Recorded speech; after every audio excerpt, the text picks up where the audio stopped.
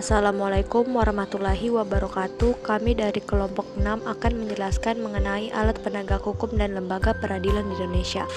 Dalam tata hukum di Indonesia terdapat beberapa alat penegak hukum antara lain kepolisian, kejaksaan, kehakiman, dan advokat. Dalam menjalankan fungsinya, kepolisian memiliki tugas dan wewenang yang diatur dalam Undang-Undang Nomor 2 Tahun 2002 Pasal 13. Kejaksaan merupakan lembaga pemerintahan yang melaksanakan kekuasaan negara di bidang penuntutan serta kewenangan lain berdasarkan undang-undang. Lembaga kehakiman dijalankan oleh hakim yang bertugas sebagai pemutus perkara. Advokat adalah orang yang berprofesi memberikan jasa bantuan hukum baik di dalam maupun di luar pengadilan yang memenuhi persyaratan berdasarkan undang-undang. Lembaga peradilan.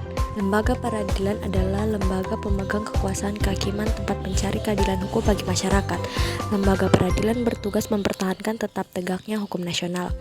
Berikut adalah pengertian peradilan dan pengadilan menurut R. Subekti dan R. Citrosudibyo dan pengertian pengadilan menurut Undang-Undang Nomor 4 Tahun 2004 tentang kekuasaan kehakiman. Lembaga peradilan nasional sama artinya dengan pengadilan negara, yaitu lembaga yang dibentuk oleh negara sebagai bagian dari otoritas negara di bidang kekuasaan kehakiman dengan sumber hukumnya peraturan perundang-undangan yang berlaku di dalam negara. Dengan demikian terdapat perbedaan antara konsep peradilan dengan pengadilan. Peradilan menunjuk pada proses mengadili perkara sesuai dengan kategori perkara yang diselesaikan, sedangkan pengadilan menunjuk pada tempat untuk mengadili perkara atau tempat untuk melaksanakan proses pengadilan guna menegakkan hukum. Peradilan yang ada di Indonesia memiliki klasifikasinya masing-masing. Dengan demikian, maka peran dari setiap lembaga peradilan juga berbeda. Pertama, dasar hukum lembaga peradilan. Dasar hukum lembaga peradilan yang pertama adalah Pancasila, terutama sila kelima, yaitu keadilan sosial bagi seluruh rakyat Indonesia. Yang kedua adalah Undang-Undang Dasar Negara Republik Indonesia tahun 1945 bab 9 pasal 24 ayat 2 dan 3, dan masih banyak lagi menjadi dasar hukum lembaga peradilan. Selanjutnya, tingkatan lembaga peradilan.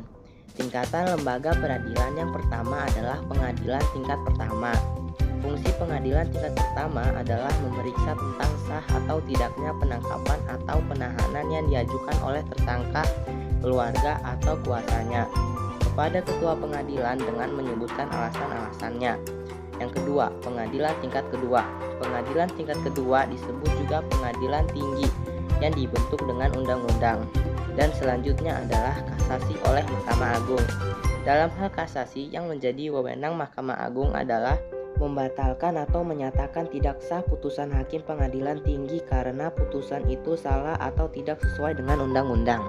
Selanjutnya, lembaga peradilan di Indonesia mengacu pada pasal 18 Undang-Undang Republik Indonesia Nomor 48 Tahun 2009 tentang kekuasaan kehakiman. Disebutkan bahwa kekuasaan kehakiman dilakukan oleh sebuah Mahkamah Agung dan badan peradilan yang berada di bawah dalam lingkungan peradilan umum, lingkungan peradilan agama, lingkungan peradilan militer, lingkungan peradilan tata usaha negara, dan oleh sebuah Mahkamah Konstitusi berdasarkan pasal 24 Undang-Undang Dasar 1945 dan pada pasal 18 Undang-Undang Republik Indonesia Nomor 48 Tahun 2009 tentang kekuasaan kehakiman. Maka dapat diketahui susunan lembaga peradilan yang ada di Indonesia, yaitu Mahkamah Agung dan Mahkamah Konstitusi.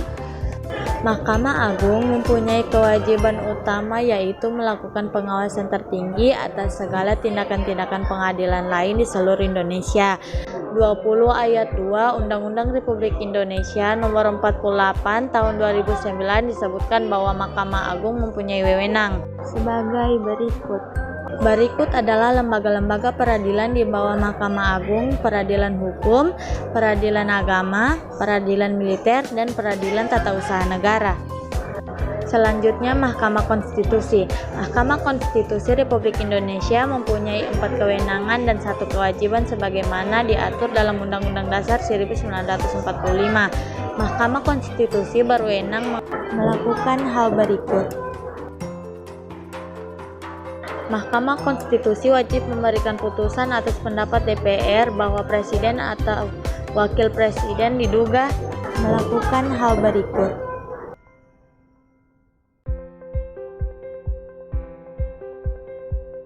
Sekian penjelasan kami dari kelompok 6. Kurang lebihnya kami mohon maaf. Wabillahi taufiq wal hidayah. Wassalamualaikum warahmatullahi wabarakatuh.